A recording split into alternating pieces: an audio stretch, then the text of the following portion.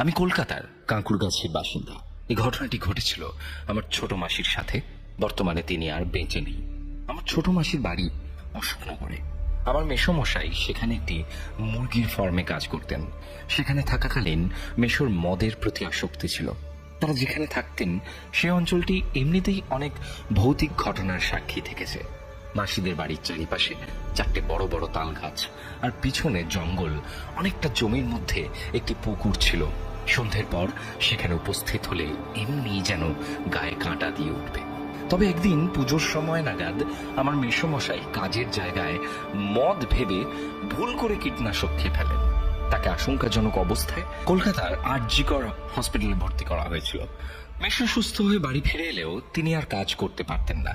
ফলে সংসার চালানোর জন্য মাসিকে এই বাড়ি থেকে ওই বাড়ি, বাইরে আয়ার কাজ করা, এই সমস্তর জন্য কলকাতায় আসতে হয়। ও বলা হয়নি, তাদের একটি ছেলেও ছিল। একদিন রাতে মাসি বাড়ি ফেরেন। বাড়ি ফিরে রাতের রান্নার জোগাড় করে দুজন মিলে একটু শুয়ে আছেন। সেই সময় মেসোর জল তেষ্টা পায় এবং মেসো রান্নাঘরে জল খাওয়ার জন্য ওঠেন। সেখানে গিয়ে তিনি দেখেন তার মা, যিনি আজ থেকে প্রায় বহু বছর আগে মারা গিয়েছেন, তিনি দাঁড়িয়ে রয়েছেন মেসোর দিকে তাকিয়ে। ভয়ে তিনি রান্নাঘর থেকে পালিয়ে আসেন শোবার ঘরে এবং মাসিকে তিনি ডাকেন যে ওঠো, এক্ষুনি ওঠো। মাসি ওঠেন, বলেন যে কি হয়েছে তোমার? তখন মাসি বলেন যে তুমি রান্নাঘর থেকে আমায় একটু জল এনে দাও, এবং এও জানান যে মেসোর মা এবং তার পূর্বপুরুষেরা তাকে খুঁজছে। মেসো যদি রান্নাঘরে যায় তাহলে তাকে ধরে নিয়ে চলে যাবে। মাসি এসব কথায় খুব একটা পাত্তা দেয় না। মাসি রান্নাঘরে যায় এবং বলে যে কি সব বলছো, এসব বাজে কথা বলে তিনি রান্নাঘরে যান, জল নিয়ে আসেন এবং ঘুমিয়ে পড়েন। সকাল হলে তিনি কাজে বেরিয়ে যান কলকাতার উদ্দেশ্যে। বিকেলবেলা বাড়ি ফেরেন এবং ফিরে দেখেন মেসো একইভাবে আয়নার দিকে তাকিয়ে বসে আছেন। তিনি মেসোকে প্রশ্ন করেন গিয়ে যে কি হলো, এরকম বসে আছো কেন? মেসো কোনো উত্তর দেন না। কিছুক্ষণ পর মেসোর গায়ে হাত দিতেই মেসোর দেহটা মাটিতে লুটিয়ে পড়ে। ডাক্তার ডাকা হয়। ডাক্তার জানান যে মেসো আর বেঁচে নেই, তিনি হার্ট ফেল করে মারা গেছেন। তার ছেলে খেলতে গিয়েছিল মাঠে। সে তার কিছুক্ষণ পরে বাড়ি ফেরে এবং তার বাবার মৃত্যুর খবর জানতে পারে। আমাদের বাড়ির ফোনটা বেজে ওঠে এবং তখনই সেই রাতেই আমরা বেরিয়ে যাই অশোকনগরের উদ্দেশ্যে। আমি এবং আমার বাবা ও আমার অন্যান্য আত্মীয়রা সবাই আসে এবং রাত্রিবেলা দাহ কার্য শেষ করা হয়। যখন সবাই ফিরছে শ্মশান থেকে, তখন মাসিমণি বলে উঠলেন, আমাকে রাজু ডাকছে। রাজু আমার মেসোমশাইয়ের নাম ছিল। সবাই ভাবেন মাসির শোকে হয়তো পাথর হয়ে গিয়েছেন, তাই জন্য এরকম কথা বলছেন। পরের দিন সকালে সবাই বাড়ি ফিরে আসে। আমরা ফিরে এলেও মা ফেরেনি। রাতে শ্রাদ্ধ শান্তির জন্য কত খরচ হবে, কি কি করতে হবে, এই সমস্ত নিয়ে আলোচনা করে শুয়ে পড়ে। মাঝরাতে হঠাৎ মা এবং মাসিমণির ঘুম ভাঙে রাত 2টোর পর। তারা শুনতে পায় জানলার বাইরে থেকে আমার মেসোর একটি খসখসে রাগী গলার আওয়াজ। মেসো বলছেন, চলে যা এখান থেকে, চলে যা, আমার শ্রাদ্ধ শান্তি কিচ্ছু করতে হবে না। আমি এখানে ছিলাম, এখানেই থাকবো। আমার ঘর, আমার জমি, আমার সম্পত্তি, কেউ আমায় তাড়াতে পারবে না। মা পরের দিন বাড়ি ফিরে আসে। সেই রাতে কারোর ঘুম হয় না। মাসির ছেলে ওই দিন থেকে যায় ওই বাড়িতে এবং রাত্রিরে সেই একই ঘটনা আবার ঘটে। এবার মেসো আমার মাসিকে নিজের সাথে নিয়ে যাওয়ার কথা বলে এবং তার ছেলেকেও সাথে করে নিয়ে যাবে এই বলে হুমকি দেয় জানালার বাইরে থেকে। কারোর কোনো সাহস হয় না সেই জানালা খোলার। সবাই ভয় পেতে থাকে যদি জানলা খুলে এমন কিছু কেউ দেখে নেয় যা না দেখার কথা। মেসো জানলার ওপার থেকে নাকি বলেছিল যে সে বড্ড একা হয়ে গেছে, তার স্ত্রী এবং তার সন্তানকে তার প্রয়োজন। মেসোমশাইয়ের আত্মা এও বলেন যে এই বাড়িতে তিনি কাউকে থাকতে দেবেন না এবং সবকটি কিন্তু জানলার বাইরে থেকে, যে আমরা 3জন মিলে থাকবো, চল আমার সাথে, 2জন কোথায় পালাবি, কোথায় যাবি আমায় ছাড়া, আমার কাছে তো থাকতেই হবে তোদের। মানে একটি অধিকার বোধ, ঠিক যেরকম বেঁচে থাকাকালীন মেসো করতেন, মানে কোথাও যেতে দিতেন না, মাসিকে সন্তানকে সবসময় আগলে রাখতেন, ঠিক সেরকম এক অধিকার বোধ। সবসময় জানলার বাইরে থেকে রাত্রিবেলা হলেই কেউ যেন আওড়াতো এবং সেটি সম্পূর্ণ হুবহু মেসোর গলা। এবং অদ্ভুতভাবে কেউ কিন্তু জানলা খোলেননি, কারণ প্রত্যেকে ভয় পেতেন যে খুলে যদি হঠাৎ করে এমন কিছু দেখেনি যেটা দেখার নয়, যা দেখলে ভয় লাগবে। মাসি ওই রাতে বাড়ি থেকে ভাইকে নিয়ে পালিয়ে যায় এবং আমাদের বাড়িতে এসে ওঠে। মেশো শ্রাদ্ধ শান্তির কাজ করা হয় মেশোর, এবং মাসিকে একটি লোহার চাবি এবং ভাইকেও একটি লোহার চাবি দেওয়া হয়। তবে মেশো আমার মাসিমণিকে ঠিক নিজের সাথে নিয়ে যায়। আমার ছোট মাসি শিয়ালদায় যেখানে কাজ করত সেখানে তার ঝুলন্ত দেহ পাওয়া যায় একদিন সকালে। তাদের পরিবার ভেঙে তছনছ হয়ে যায়। তবে ভাইকে বাইরে তার পিসির বাড়ি পাঠিয়ে দেওয়া হয়। তবে ভাইকে আর মেসমশাই কিছু করেননি। সে বাড়িটি আজও ফাঁকা পড়ে আছে। প্রতিবেশীরা বলে তার আশেপাশে নাকি মেসমশাইকে এখনো অনুভব করা যায়। জানি গুছিয়ে লিখতে পারলাম না, এইবারই প্রথম তোমায় ঘটনাটি পাঠালাম। অনেক বিবেচনা করে লিখেছি। এটা আসলে আমার জীবনে ঘটে যাওয়া একটি ঘটনা। এই ঘটনাটি শ্রোতাদের কাছে তুলে ধরলে খুবই আনন্দিত হব। ছোট একটি ঘটনা, খুব একটি বড় নয়। ঘটনাটি ঘটে আমার দাদুর ছোট বোনের সাথে। তার আগে বলে রাখা ভালো যে আমার দাদুরা ছিল 6 ভাই আর 3 বোন। আর যার কথা আমি বলছি তিনি ছিলেন দাদুদের সেই ছোট বোন। সেই বোনের নাম ছিল আরতি। যখন তার বয়স 7 কি 8 বছর, সেই সময় এক প্রবল জ্বরে 3 থেকে 4 দিনের মাথায় আরতি মারা যান। আমার দাদুর মেজো ভাই, মানে আমার মেজো দাদুর 3 মাসের মেয়েকে সেই আরতি দিদা খুব ভালোবাসতেন। সে বাচ্চাটার নাম ছিল বেঙ্গু। তাকে কোলে নিয়ে ঘুরতেন, খাইয়ে দিতেন, সারাদিন তার সাথে কাটাতেন ওই ছোট্ট বাচ্চা আরতি। তো আরতি দিদা এত অল্প বয়সে হঠাৎ মারা যাওয়াতে বাড়ির সবাই খুব কষ্ট পেয়েছিল। সেই দিদার মারা যাওয়ার কিছুদিন পর থেকেই রোজ রাতে এক অদ্ভুত কান্নার আওয়াজ শোনা যেত। তার আগে বলা ভালো যে আমাদের বাড়িটা অনেক বড়। বিশাল বাঁশবাগান ছিল আমাদের সেই বাড়িতে, আর কলতলাও ছিল সেই বাঁশবাগানের কাছে। সেখান থেকে ভেসে আসতো সেই কান্নার আওয়াজ। রাত হলে সে কান্নার আওয়াজ বেড়ে যেত। গভীর অন্ধকার বাঁশবাগানের মধ্যে থেকে যেন কেউ করুণ স্বরে কাঁদত, এবং সেই কান্নার আওয়াজ শুনে সকলের বুকের রক্ত হিম হয়ে যেত। বাড়ির সবাই সে কান্নার আওয়াজ পেত এবং রাত হলেই ভয় ভয়ে থাকত। সে কান্নার আওয়াজটা ছিল আরতি দিদার। সে কাঁদতে কাঁদতে হঠাৎ বলে উঠত, আমাকে দাও না বেঙ্গুকে, কতদিন ওকে দেখিনি, ওকে আদর করিনি। প্রায় 1-2 মাস পর একদিন রাতে আমার সেই সেজো দিদা, মানে সেই বেঙ্গুর মা, কলতলাতে জল ভরতে গিয়ে আবার সেই অদ্ভুত কান্নার শব্দ শুনতে পায়। সে কেঁদে কেঁদে বলে উঠছিল, সেজো বৌদি, আমাকে বেঙ্গুকে দাও না গো, আমি যে পারছি না ওকে ছেড়ে থাকতে। এটা শুনে আমার সেই সেজো দিদা খুব ভয় পেয়ে যায়।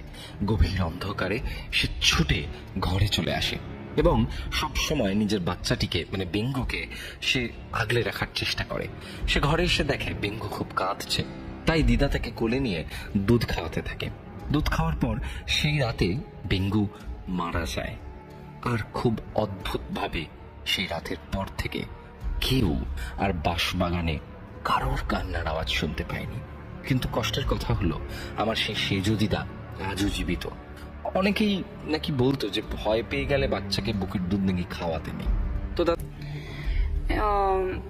রিসেন্টলি আমার অপারেশন হওয়ার আগে আমরা মন্দারমণি ঘুরতে যাই। আমরা পুরো ফ্যামিলি নিয়েই মন্দারমণি ঘুরতে যাই, এবং যে ঘটনাটা আমি শুনেছি সেটা হচ্ছে আমাদের ড্রাইভার কাকুর কাছ থেকে। আমি কোনো একটি কারণে ওনার নামটি উল্লেখ করছি না, এবং উনি রিকোয়েস্ট করেছেন যার জন্য নামটি উল্লেখ করছি না, এবং ব্যক্তিগত কিছু কারণ রয়েছে যার জন্য নামটা উল্লেখ করলাম না। এবং কাকু আমাকে যেভাবে ঘটনাটা বলেছে আমি সেরকমভাবেই তোমাকে আর কি বলছি। এবং খুব ইন্টারেস্টিং, আমরা রাত্রিবেলায় সমুদ্রের ধারে বসে পুরো ফ্যামিলি ঘটনাটা শুনেছি, আর উই আর জাস্ট শকড। তো সরাসরি ঘটনায় চলে যাই। কাকুর তখন আর কি ব্যাচেলার্স লাইফ লিড করছেন আর কি। তো উনি আর কি ট্যাক্সি চালাতেন। তো আমাদের মানে ভাড়ায় যে ট্যাক্সিগুলো চলে, ভাড়ায় যে গাড়িগুলো চলে, সরি ট্যাক্সি বলবো না, ভাড়ায় যে গাড়িগুলো চলে সেই গাড়িগুলো আর কি চালাতেন। ওনার নিজস্ব গাড়ি ছিল। এবং আজ থেকে 20 বছর আগের ঘটনার কথা বলছি। এবং কাকু তখন অবিবাহিত ছিলেন এবং কোনো পিছু টান ছিল না সংসারের, শুধুমাত্র বাড়িতে মা ছিলেন আর কাকু ছিলেন। তো যাই হোক, এবার আমাদের ডানকুনি তখন এতটা উন্নত ছিল না, আজ থেকে 20 বছর আগে এতটা। এখন ডানকুনি একটা রীতিমতো টাউন শহর, তো তখন ডানকুনি এলাকা এত উন্নত ছিল না। তো আমাদের ডানকুনির ওপার বলতে গেলে ডানকুনি ব্রিজের ওপারে হাউজিং বলে একটি জায়গা আছে, দিল্লি রোড বলতে পারো, দিল্লি রোড জায়গা আছে। এবং সেখানে ওই কাকু আর কি ভাড়া নিয়ে মানে গাড়ি নিয়ে আর কি বসতেন, যে ভাড়া খাটানোর জন্য, মানে নিজেই ড্রাইভ করতেন। আর বুঝতেই পারছো যে সারাদিন আর কি ট্যাক্সি নিয়ে স্ট্যান্ডে থাকতেন। তো এরকমই একদিনের ঘটনা যে কাকু সেদিনকে কোনো প্যাসেঞ্জার আর কি পায়নি, সারাদিন বসে আছে স্ট্যান্ডে, হাউজিংয়ের স্ট্যান্ডে বসে আছে। এবং সেই স্ট্যান্ডটা এখনও আমাদের কাছে পরিচিত, সেখানে আর কোনো ট্যাক্সিওয়ালাকে এখন আর দেখা যায় না, কারণ এখন ওলা উবেরের যে এতটা রমরমা বেড়ে গেছে, যার জন্য আর ভাড়া কাটানো ট্যাক্সি বা গাড়ি আমরা খুব একটা এখন দেখতে পাই না। তো সেই দিন আর কি কাকু সারাদিন বসে আছে, কিন্তু কোনো মানে প্যাসেঞ্জার আর কি পাননি। তো এরকম সারাদিন হতে হতে মোটামুটি ধরো সন্ধেবেলা হয়ে গেছে, সন্ধে ধরো 7টা 7:30 এরকম বাজে। তো সেই সময় একটি প্যাসেঞ্জার আসে এবং তিনি বলেন যে উলুবেড়িয়া যাবেন। এবং কাকু ভেবেছেন যে কিছুই তো নেই, সংসারের টান নেই, রাত্রেবেলায় মানে জলদি বাড়ি ফেরার নেই, তো যাই হোক সারাদিন তো আর কোনো ভাড়া পাওয়া যায়নি, তাহলে আমি কি করি, তাহলে প্যাসেঞ্জারটাকে ছেড়েই দিয়ে আসি। তো যাই হোক উনি উলুবেড়িয়া ছেড়ে দিয়ে এসছেন এবং প্রচুর যানজট পেরিয়ে মোটামুটি রাত্রি 9টা 9:30 উনি আর কি উলুবেড়িয়ায় প্যাসেঞ্জারকে ছেড়ে দেন এবং আসেন, ফাঁকা গাড়ি নিয়ে আসছিলেন। এবার কাকু বলছেন যে যখন সলপ মানে উলুবেড়িয়া থেকে আসার সময় সলপ মোড় পড়ে, সলপের মোড় বা সলপের কাছেই একটি শ্মশান রয়েছে। তো কাকু একটু শ্মশানটা পেরিয়ে গিয়ে গাড়িটা সাইড করে দাঁড় করিয়েছেন, কারণ কাকুর অভ্যাস আছেন যে একটু ড্রাইভিংয়ের সময় যদি নিজেকে বিরতি নেন আর কি, স্মোকিং করে বা ঘাড়ে মুখে জল দিয়ে একটু ফ্রেশ হয়ে একটু খাবার টাবার খেয়ে তারপরে আবার উনি গাড়ি চালান। তো সেদিনও তাই করেছেন যে একটু শ্মশানের থেকে একটু আগে এগিয়ে গিয়ে গাড়িটা সাইড করে রেখেছেন এবং রেখে যাওয়ার পরে গাড়ি থেকে বেরিয়ে নর্মালি স্মোক করেছেন, দেন ঘাড়ে পিঠে জল দিয়েছেন, ফ্রেশ হয়েছেন, খাবার টাবার খেয়েছেন। এবং ততক্ষণ কিন্তু গাড়ির হেডলাইট অফ ছিল, ঠিক আছে, বলা বাহুল্য গাড়ির হেডলাইট অফ ছিল, বা চারপাশ থেকে গাড়ি যাচ্ছিল নর্মালি, ঠিক আছে, বাট অতটা মানে খুব যে গাড়ি যাচ্ছিল সেরকম মনে মোটামুটি তখনকার 20 বছর আগে তখন সড়ক মোটামুটি ফাঁকা বলতে পারো, ঠিক আছে, মানে ওই ধরো হালে 2-1টা গাড়ি আছে, তবুও সবকটা গাড়ির কিন্তু হেডলাইট জ্বালানো, কিন্তু কাকুর গাড়ির হেডলাইট তো অফ করা ছিল, বন্ধ করা ছিল। এবার কাকু যখন গাড়িতে বসে যাওয়ার পরে কাকু হেডলাইটটা অন করেছে, অন করার সাথে সাথেই হেডলাইট মানে সামনে দেখতে পেয়েছেন একজন মহিলা, ভদ্র মহিলা দাঁড়িয়ে আছেন এবং হাতে সুটকেস। এবং উনি যেরকমভাবে বিবরণ দিয়েছেন যে মহিলাটি অত্যন্ত সুন্দর দেখতে, অত্যন্ত সুন্দরী এবং ভদ্র ঘরের মহিলা, হাতে শাখা পলা সিঁদুর, মানে নতুন বিবাহিত এরকম একজন। তো কাকু গাড়ির ভেতর থেকে দেখছেন যে মহিলাটি দাঁড়িয়ে রয়েছেন এবং কাকুকে ডাকছেন।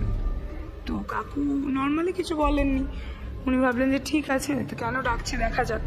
তো উনি বাইরে গিয়ে জিজ্ঞাসা করলেন কি হয়েছে, বলছেন যে আপনি কোথায় যাবেন। তো বলেছে যে আমি তো ডানকুনি যাব। তো বলছে যে ঠিক আছে, তাহলে আমাকে একটুখানি ওই বম্বে রোডটা ক্রস করি, আমাদের ওখানে বম্বে রোড ক্রস করে একটা জায়গা আছে যেটার নাম হাজরাপাড়া, ওইখানটা একটু ছেড়ে দেবেন। বলছে হ্যাঁ ছেড়ে দেবো, কারণ আমি তো খালি গাড়িই নিয়ে যাচ্ছি। তো বলছে কত নেবেন। বলছে আপনার যেরকম হয়, রাত্রিবেলা হয়েছে, আপনার যেরকম মনে হয় আপনি দেবেন। তো যাই হোক মহিলাটি উঠেছেন, কাকু গাড়ি স্টার্ট দিয়েছেন এবং কাকুর একটু ডাউট লেগেছিল যে এতক্ষণ লাইট অফ করা ছিল, কিছু গাড়ি যাচ্ছিল, মানে কোনো মহিলাকেই দেখতে পানি, হঠাৎ করে হেডলাইট অন করার সাথে সাথেই মানে ওই মহিলাটি কে। যাই হোক কাকু অতটা মাথা ঘামাননি। এরপরে গাড়ি আসছে মহিলাটি কিন্তু পেছনে বসেছেন এবং ড্রাইভারের সিটে কাকু বসে আছেন এবং পেছনে মহিলাটি বসে আছেন। এবং আমরা অনেক সময় ড্রাইভারের সাথে বা যিনি গাড়ি চালাচ্ছেন তার সাথে কথা বলতে গেলে অনেক সময় আমাদের ডান হাত বা বাঁ হাতটি রেখে এবং তার উপরে থুতনিটা রেখে আমরা অনেক সময় কথা বলি। ড্রাইভারের সিটে হাতটা রাখলাম এবং হাতের উপর থুতনি রেখে কথা বলি অনেক সময় ড্রাইভারের সাথে বা আমাদের মানে যিনি গাড়ি চালাচ্ছেন তার সাথে। তো ওই মহিলাটিও ঠিক তাই করেছেন। কাকু লুকিং গ্লাস থেকে কিন্তু দেখতে পাচ্ছেন যে মহিলাটি হাতের উপর থুতনিটা রেখে ওনার সাথে কথা বলছেন। এবার কথাবার্তা কি হচ্ছে যে জিজ্ঞাসা করেছেন, দাদা আপনি বিয়ে করেছেন? মানে ওই ভদ্রমহিলা জিজ্ঞাসা করছেন, বলছে যে না আমি বিয়ে তো করিনি। তো ভদ্রমহিলা বলেছেন ভালোই করেছেন, বিয়ে করেননি, কারণ বিয়ে করলেও এক জ্বালা, বিয়ে না করলেও এক জ্বালা। ঠিক আছে, তো ভালোই করেছেন বিয়ে করেননি, তো অন্তত আপনাকে বুঝতে হচ্ছে না যে বিয়ের পরে কি জ্বালা হয়। তো বলেছি যে কটা ভাই বোন আছে আপনার? বলছেন আমি একজনই, মানে আমি আমার বাবা মায়ের একমাত্রই সন্তান। বলছে হ্যাঁ তাহলে তো আরোই ভালো, তার কারণ হচ্ছে ভদ্রমহিলা সব কিছু কিন্তু জিজ্ঞাসা করছেন, তো তাহলে আরোই ভালো, তার কারণ হচ্ছে যে আমার ঘরে তো মানে ভাই বোন থাকলেও যদি আপনাকে আবার কোনো মেয়ে হয়ে যদি বাপের বাড়ি ফিরতে হয় তাহলে সেক্ষেত্রেও অনেক জ্বালা থাকে, সেগুলো হয়তো ছেলেরা বুঝতে পারে না, আর আপনি একমাত্র সন্তান তো আপনি আরোই বুঝতে পারবেন। এরকম কথাবার্তা হচ্ছে এবং কাকু কিন্তু লুকিং গ্লাস দেখে আর কি লুকিং গ্লাসে দেখছেন এবং পেছন ফিরে ফিরে কথা বলছেন ওনার সাথে। ঠিক আছে, একবার করে মাঝে মাঝে পেছন ফিরছেন আবার কথা বলছেন। এরকম করতে করতে কাকু এবার বম্বে রোডটা ক্রস করে হাজরা পাড়াটা যে ঢুকেছে ওখানে একটা ঢাল আছে, উনি বলেছিলেন ওখানেই নামবেন। এবং এরকম করতে করতে কাকু কথা বলতে বলতে কাকু যখন বলছে যে দিদি আপনার জায়গা চলে এসেছে, কাকু পেছন ফিরে দেখে গাড়িতে কেউ নেই, দুটো দরজা খোলা সাইড থেকে। আমি লিটারালি গৌরবদা বলছি আমার গায়ে কাঁটা দিচ্ছে, এবং তখন যখন শুনেছিলাম আমি তখনও গায়ে কাঁটা দিয়েছিল, এবং আজকেও আমি যখন তোমাকে বলছি ঘটনাটা আমার ঘরে বসে রাত্রিবেলায় তখনও আমার গায়ে কাঁটা দিচ্ছে লিটারালি। এবং কাকু দেখেছেন যে পেছনে কেউ নেই, লিটারালি কেউ নেই, এবং দুটো দরজা খোলা, না সুটকেস আছে না ওই মহিলাটি আছে। এবং কাকু বলছে এটা কি হলো আমার সাথে, আমি এতদিন গাড়ি চালিয়েছি এরকম তো কোনোদিন হয়নি যে এই কথা বললাম 1 সেকেন্ডের মধ্যেই নেই গাড়ি, মানে স্টপ করতে না করতেই মহিলাটি নেই, এবং দুটো দরজা খোলা, অন্তত দরজা খুললেও তো আমি আওয়াজটা পাবো, সেটাও পেলাম না। যাই হোক, তো কাকুর ডান দিক বাঁ দিক এবং ঢালের কাছে গিয়ে হেডলাইট তো জ্বালানোই ছিল, প্রচুরভাবে খোঁজার চেষ্টা করেছেন, উনি কাউকেই দেখতে পেলেন না। তো উনি বুঝে গেছিলেন যে ব্যাপারটা কি হয়েছে ওনার সাথে। তো উনি খুব তাড়াতাড়ি আর কি গাড়ি চালিয়ে বাড়ি চলে আসেন এবং প্রচণ্ড ঘামতে থাকেন, এবং ওনার মাকে আর কি সমস্ত কথা আর কি বলেন। এবং আমি একটা বলতে ভুলে গেছি, কাকুর এক মামা ছিলেন, উনি বলেছিলেন যে তুই তো এরকম গাড়ি চালাস, যদি এরকম কোনো ঘটনা ঘটে তাহলে গাড়ির চাকায় যেন টয়লেট করে দেয়। তো এরকম তো কাকুর সেই কথাটার মাথায় নেই, কারণ ওরকম সিচুয়েশন এবং ওরকম একটা ঘটনা ঘটে গেছে এবং তার মাথায় এইসব জিনিসগুলো নেই। সে কোনো রকমে গাড়ি চালিয়ে বাড়িতে এসেছে এবং আর কি তার মাকে সমস্ত কথা জানান। এবং সেদিনকে রাত্রে একটা অদ্ভুত ঘটনা ঘটে, যেটা হচ্ছে ওনার খিদে কিছুতেই মিটছিল না। ওনার মা ওনাকে যেটুকু পরিমাণ উনি খান সেটুকু খাবার দিয়েছেন, তার বেশি পরিমাণ খাবার দিচ্ছেন, জল দিচ্ছেন, ওনার কিছুতেই পেট আর ভরছে না, মানে এত খাবার দিয়েছে, এত খাবার গেছে, পেট ভরছে না। এবং কোনো রকমে সেই রাতটা আর কি ক্রস হয়। ক্রস করার পরে পরের দিন ওনার মা ওনাকে এক মন্দিরে নিয়ে যান এবং কিছু তাবিজ বেঁধে দেন। এবং বলা হয়নি উনি তখন পিডব্লিউডির আর কি ট্রেনার হিসাবে কাজ করতেন, উনি ডিউটি করতেন পিডব্লিউডির হয়ে আর কি কাকু। তো যেদিনকে ঘটনাটি ঘটে সেদিনকে কাকুর আর কি ডিউটি ছিল না, বাট পরের দিন ওনার ডিউটি ছিল। তো উনি ওনার সাহেবকে নিয়ে ডিউটিতে বেরোন এবং উনি সাহেবকে আর কি সমস্ত কথা বলেন, বলছে ঠিক আছে চলো তাহলে ওই ওখানে একবার যাওয়া যাক, হাজরাপাড়ায় যেখানে তুমি ওই মহিলাটি যে ঘটনাটি ঘটে ওখানে তাহলে যাওয়া যাক একবার। তো ওখানে আর কি যায়, যাওয়ার পরে ওইখানেই আর কি কিছু লোক মন্দিরের চাতালে বসে, হাজরার মোড়ে মন্দিরের চাতালে বসে কিছু লোক আর কি তাস খেলছিলেন। তো ওনারা যান এবং পুরো ব্যাপারটা ওনাদের বলেন যে কালকে এরকম এরকম ওই সাহেবই আর কি বলেন যে এই ড্রাইভারের সাথে কালকে এরকম এরকম ঘটনা হয়েছে, তো তোমরা কি কিছু জানো, কারণ ঘটনাটি এই জায়গাতেই ঘটেছে। তো তখন সমস্ত বর্ণনা শুনে, ওই মেয়েটির বর্ণনা শুনে ওনারা বলেন যে হ্যাঁ, এ তো আমাদেরই এই তো সদ্য 6-7 মাস হয়েছে বিয়ে হয়েছে, আমাদের এখানেই বিয়ে হয়েছে। এবং সব থেকে বড় কথা, কালকে উনি আর কি মানে এত মানে সংসারে স্বামী স্ত্রীর মধ্যে প্রায় অশান্তি হতো, এবং এই অশান্তির জেরে উনি কালকে গায়ে আগুন দিয়েছেন। এবং ওনার শ্বশুর বাড়ি ছিল হাজরাপাড়ায় এবং ওনার বাপের বাড়ি ছিল সলপে, এবং ওনাকে দাহ করা হয় ওই সলপের শ্মশানে। এবং এই ঘটনাটি শুনে মানে কাকু আর মানে কি বলবো, মানে সেদিনকে মানে মানে উনি জাস্ট মানে আর কিছু কথা বলার মতো ভাষায় থাকে, মানে কিছু বলার মতো মানে আমার কাছে ভাষা ছিল না সেদিনকে এই ঘটনাটি শুনে। যে ওই হাজরা মোড়ে, হাজরাপাড়ায় ওনার শ্বশুর বাড়ি ওই ভদ্রমহিলার, এবং সলপে ওনার বাপের বাড়ি, এবং সলপের শ্মশানে ওনাকে পোড়ানো হয়। এবং উনি ওই হাজরা মোড়েই হাজরাপাড়াতে এসে নামেন রাত্রিবেলায়। এবং এই ঘটনাটি কাকুর সাথে ঘটে এবং অত্যন্ত কাকু ভয় পেয়ে যান এই ঘটনাটিতে। এবং ওনার কাকুর মা বলেছিলেন যে তোর ভাগ্য ভালো যে তুই ওনার সাথে কোনো খারাপ ব্যবহার করিসনি, বা তোর মনে সেরকম কোনো খারাপ অভিসন্ধি ছিল না, কারণ উনি তো এমনিও খারাপ ব্যবহার পেয়ে মারা গিয়েছেন। এবং পরেও মানে যদি মারা যাওয়ার পরেও এই ঘটনাটি জানতেন যে মানে এই মারা যাওয়ার পরেও উনি যদি অনুভূতি করতেন যে ভাই মারা যাওয়ার পরেও আমার সাথে কেউ খারাপ ব্যবহার করেছে, তাহলে হয়তো তুই সেই রাতটা রক্ষা পেতিস না।